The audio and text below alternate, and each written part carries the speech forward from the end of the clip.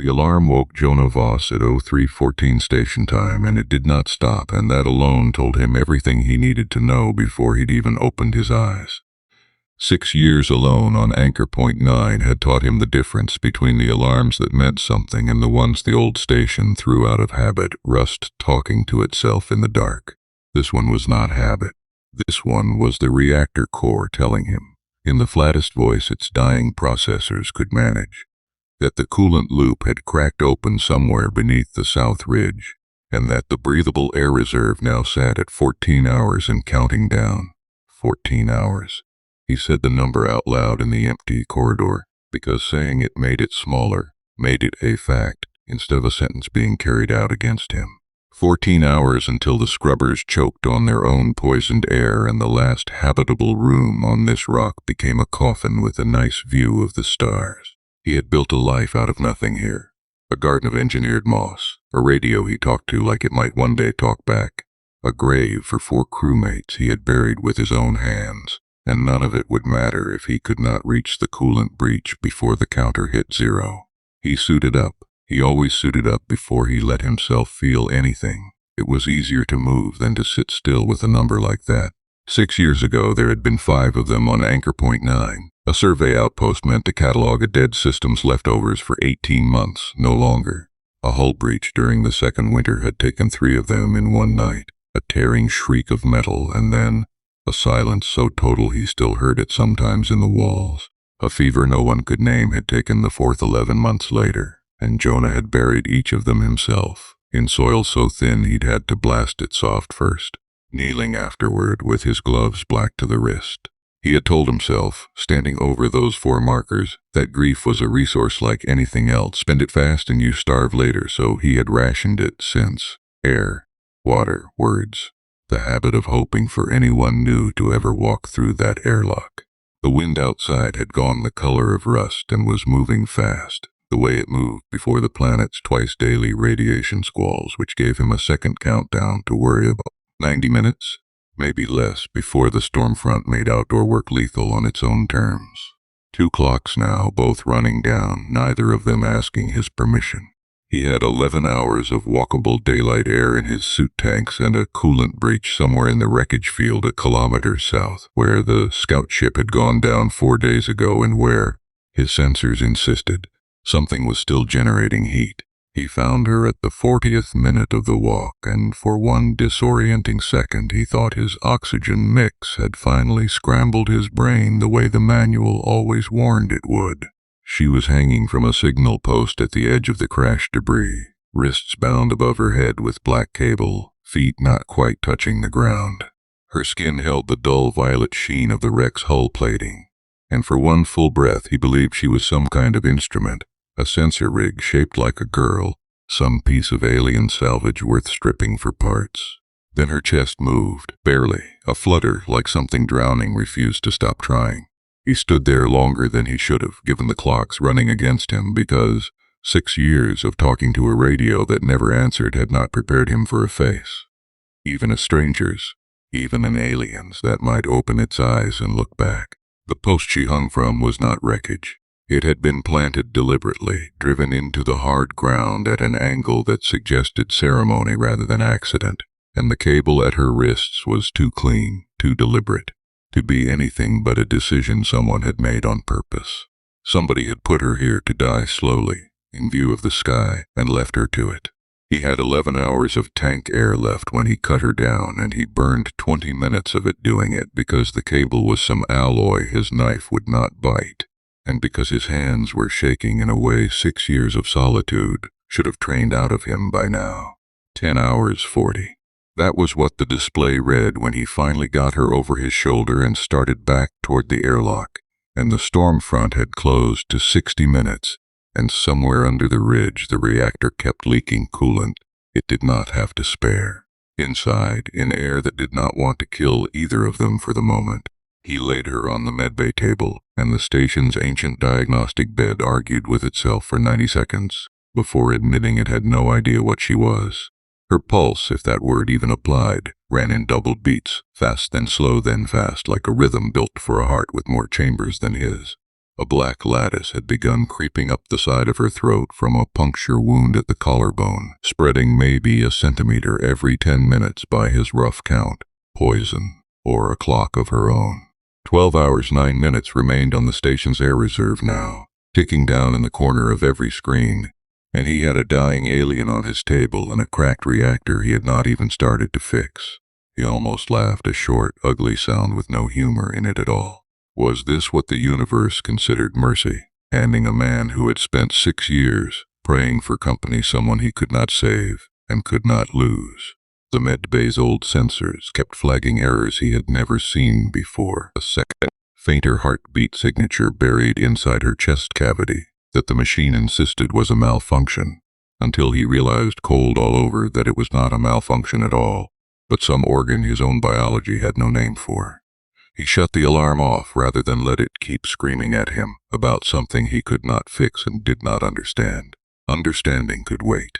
Right now there was only the shrinking list of things he could actually do with his hands, and he made himself start doing them, one at a time, because the alternative was standing still and watching 2 clocks run out together. He split himself in 3 directions because there was no other way to survive the next hour. He set the medbay's synthesizer, chewing through the station's limited chemical stock, hunting blind for anything that might slow the lattice crawling up her neck. He rerouted a portable coolant line toward the reactor breach through the station's maintenance tunnels, a patch job that would buy hours, not days, if it held at all. And he pulled up every scrap of translation software the old survey crew had left behind, because if she woke up and he could not speak to her, none of the rest of it would matter. The patch held for 40 minutes before the pressure blew it clean off the pipe joint. He heard it fail from 2 corridors away, a metallic scream followed by a silence that was somehow worse, and when he got there the coolant reserve indicator had dropped another 6%, and the station clock had eaten itself down to 11 hours flat. Have you ever tried to save 2 lives with hands built for 1? He did not have time to answer his own question.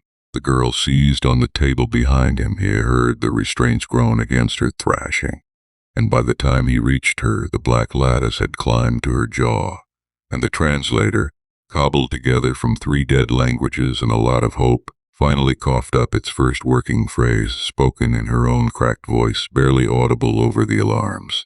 "The relay," she said. "The relay must turn before the light comes." Before the light comes, he did not know what relay. He did not know what light. He had 9 hours and 50 minutes of air left in the whole station, a reactor breach he had bought maybe 3 more hours against, and a girl telling him about some doom he could not name, in a voice that broke apart before she finished the sentence.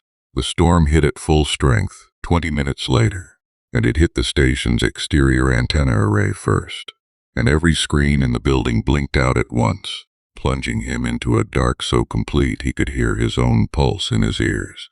He worked in the dark by handlight for 11 minutes before backup power crawled online, and in those 11 minutes, the reactor breach doubled in size, because of course it did, because nothing on this rock had ever once been generous with him.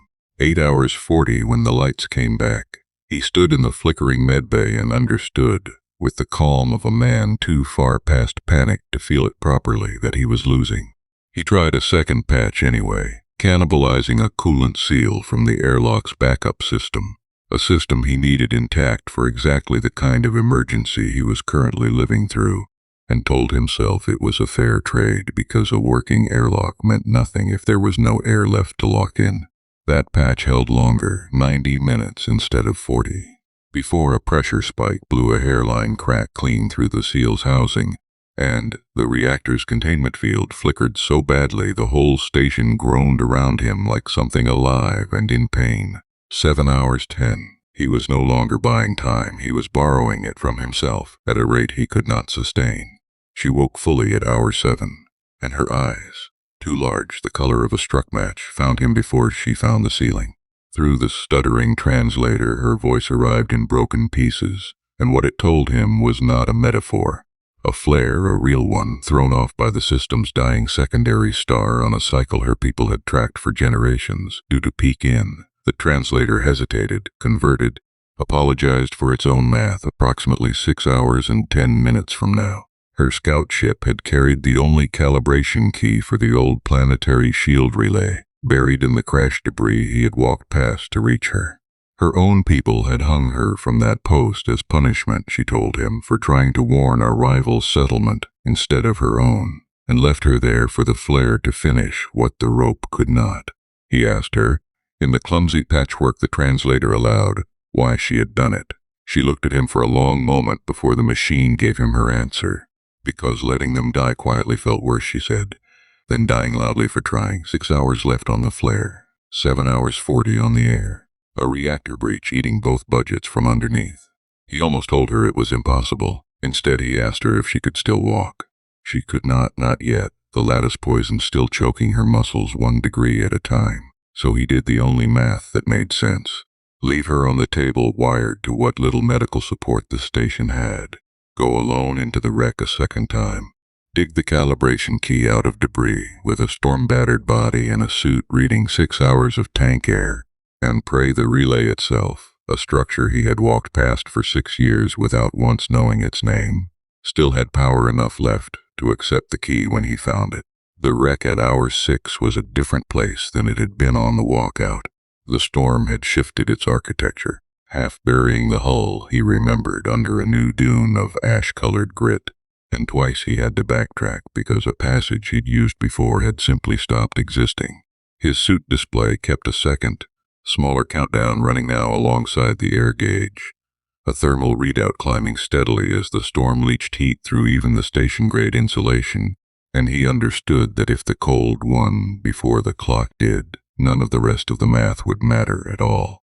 He found the key at the 4-hour 50 mark, fused into the wreck's command console, and it took him 31 minutes, with a cutting torch he was not supposed to still have working to free it.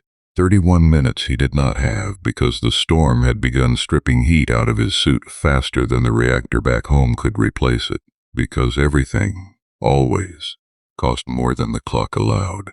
Halfway through the cut, the torch guttered and nearly died on a fuel cell he'd been rationing since before the girl had ever entered his life, and he had to strip a second cell from his own suit's reserve heater to keep the flame alive, trading warmth for time in a transaction he would feel in his fingers for the rest of the walk.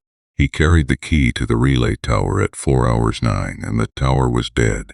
Not damaged, dead, drained, offline since before he had ever landed on this rock, a fossil of some earlier, larger failure. He stood at its base with the key in his hand and the wind screaming past his helmet and felt, for the first time in 6 years, something close to surrender. 3 hours 50. He sat down in the dirt beside a dead tower with a key that fit nothing, and for one long, terrible minute he let himself believe it was over. The girl would die on his table. The flare would come regardless, and the last thing he would ever build alone on this rock was a grave he wouldn't live to finish digging. He thought about the 4 markers behind the habitat dome, how each one had felt like a small, private failure he'd learned to carry without letting it show. He thought about how easy it would be to let this become a 5th. Not through violence, not through any single mistake, just through the slow, patient arithmetic of a universe that had never once asked what he could bear before handing it to him anyway. The wind kept screaming past his helmet, indifferent. For the first time in 6 years he found himself wanting, badly, for someone to be angry at, and finding no one, only distance and time, and a key that fit nothing. Then the translator, still connected through his suit, calm all the way back at the med bay, crackled with her voice, weaker now, fighting through the poison to reach him. The relay does not need power, she said. It needs blood. The key reads blood, not current. That is why they hung me instead of shooting me. Blood freely given at the base of the post. He looked down at the key. He looked at the ancient post beside the dead tower, the twin of the one she'd hung from, and understood with a cold drop in his stomach exactly what her people's ritual had actually been. Not cruelty for its own sake, but a mechanism dressed as an execution, a shield that only worked if someone was willing to bleed, for the people on the other side of it.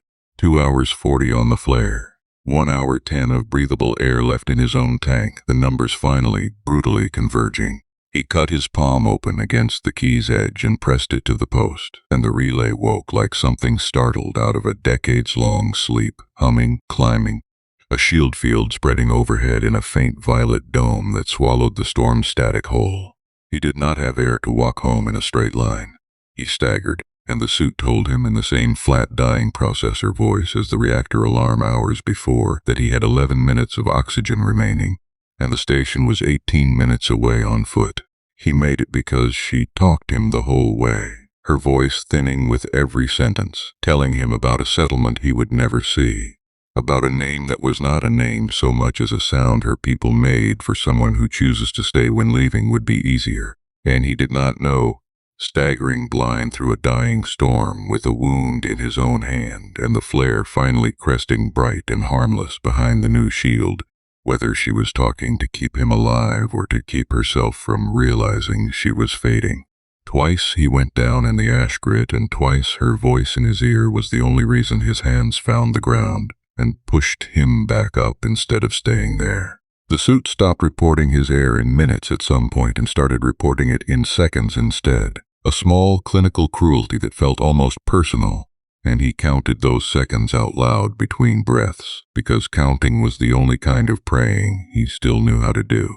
The habitat dome finally resolved out of the ash storm haze like something out of a memory rather than a place he had walked to 1,000 times before, and he did not remember deciding to run so much as he simply found himself running, lungs burning on air that was already mostly gone.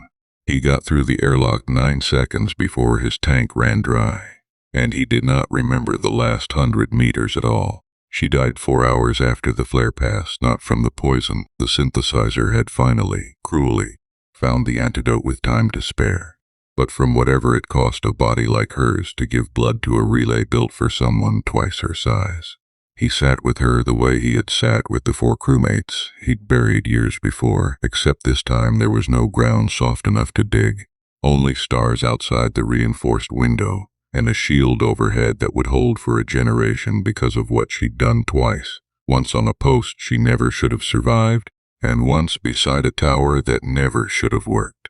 In the days after, he walked the wreck field a final time, not for parts, not for salvage, but because he needed to see the place with the storm gone and the shield holding steady overhead, violet and quiet, doing exactly what it had been built to do. He found the rest of her people's markings scattered through the debris, smaller posts, older ones, some worn smooth by decades of wind, and he understood then that she had not been the first to bleed for that relay, only the most recent, and that somewhere among her own kind there would be a 5th marker now too, a gap where a name used to be, the same shape of absence he had carried behind his own habitat dome for 6 years. He is not alone on Anchor Point 9 anymore, not exactly, though the corridors are just as quiet as they were before she fell into his arms. He rebuilt the relay's post with his own hands and carved into it, in a language only he can read, the sound her people made for someone who stays. He keeps the calibration key on a cord around his neck now, next to the scar on his palm, and some nights, when the secondary star throws long orange light across the ridge, he still sets an alarm for a countdown that has already ended because some part of him is not ready to stop listening for it. He tells himself it is habit, the same way the moss garden and the 4 graves and the radio that never answers are habit, but he knows, in the honest hours before sleep, that it is something closer to a promise, that the next time something falls out of the sky needing help, he will not hesitate the way he almost did, standing frozen at the base of a post, wondering if a stranger was worth the air. What would you have given in his place for a stranger's 14 hours? There is no clean lesson in a story like this one, no tidy moral wrapped around a body count of 1. What there is instead is this: the difference between surviving and living is usually measured in what you were willing to bleed for someone you had no obligation to save. Jonah Voss did not get a happy ending. He got a shield that will outlast him, a name carved into a post, and a silence that finally has a shape to it instead of just an absence. Maybe that is the only kind of ending hard space ever offers anyone. If this story held you the way it held me writing it, hit subscribe and stay a while longer. Xeno Fantasy has more worlds like this one waiting, and more countdowns still running.